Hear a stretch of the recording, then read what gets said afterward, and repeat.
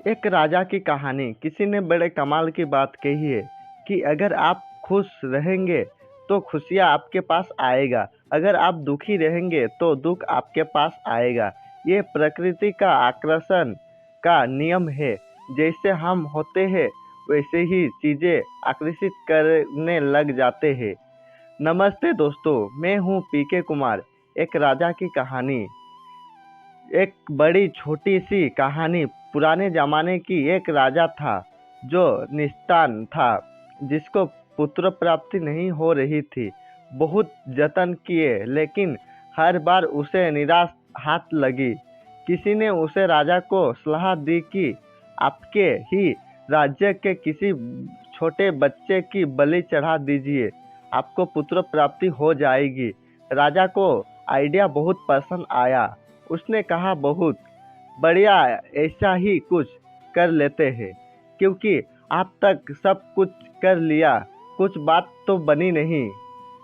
तो उसने मुनादी करवा दी, ढिढोरे पिटवा दिया अपने राज्य में कि किसी भी परिवार से कोई भी अपने छोटे बच्चे को लाकर के राजा को दे दे, उसकी बलि चढ़ाई जाएगी। और जिस परिवार से बच्चा आएगा उस परिवार को बहुत पैसा, बहुत इनाम राजा साहेब की तरफ से दिया जाएगा। उस राज्य में एक गरीब परिवार रहता था। उनके बहुत बच्चे थे। एक छोटा बच्चा था, सबसे छोटा, जो मंदिर जाता था, भक्ति करता था और कुछ करता नहीं था। तो उस परिवार के मुखिया को लगा कि हमारे तो इतने बच्चे हैं, तो इसको दे देते हैं, क्या फ़र्क पड़ेगा, और वैसे भी किसी काम का नहीं है। तो उस परिवार के मुखिया ने उस बच्चे को राजा को सौंप दिया। राजा ने अपनी तरफ से बहुत सारा पैसा इनाम दे दिया। वो परिवार को खुश हो गया। अब वो तिथि आई, वो तारीख आई जिस दिन बलि चढ़ानी थी। राजा के मंत्रियों ने, सलाहकारों ने सारी तैयारी करवा ली। राजा का इंतजार था। राजा पहुंचा। बलि चढ़ाने की पूरी तैयारी थी।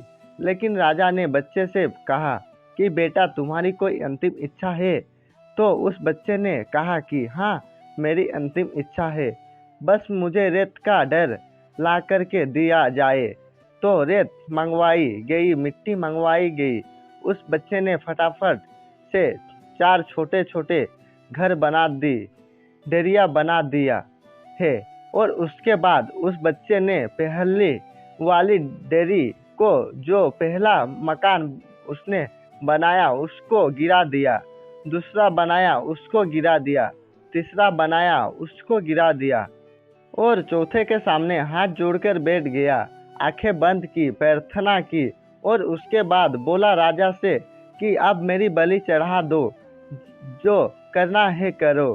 राजा डर गया, सलाहकार डर गई, मंत्री डर गई। बोले, उसने क्या किया है? इसने कौन सी विद्या अपना यहाँ पर किया, विधि लगाई? उसने पूछा, तुमने क्या किया है?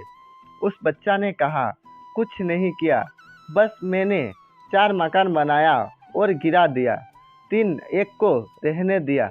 राजा ने पूछा, तुम क्या चाहते हो? मेरा सर्वनाश हो जाए? तुम ये चाह रहे हो कि तुम्हारी बलि के बाद मैं भी खत्म हो जाऊं? तो बच्चा ने बोला, नहीं, मैं किसी का बुरा नहीं चाहता। जो 3 मकान मैंने गिराया, पहला मेरा माता पिता का था, उसकी जिम्मेदारी थी मुझे बचाना। लेकिन उन्होंने तो पैसे के लिए मुझे बेच दिया, तो उस मकान को गिरा दिया। दूसरा मेरे संगे संबंधी का, आधार रिश्तेदारों का था, उनकी जिम्मेदारी थी कि मेरे माता पिता को बुद्धि दे कि मुझे ना बेचे। लेकिन उन्होंने भी कुछ नहीं कहा, उनका भी मकान गिरा दिया। तीसरा मकान आपका था।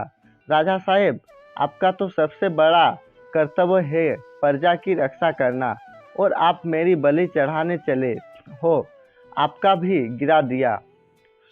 चौथा वाला तो मेरा मंदिर है, मेरे परमात्मा का।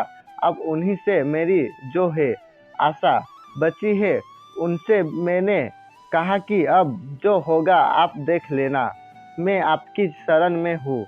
राजा की आंखें खुल गई।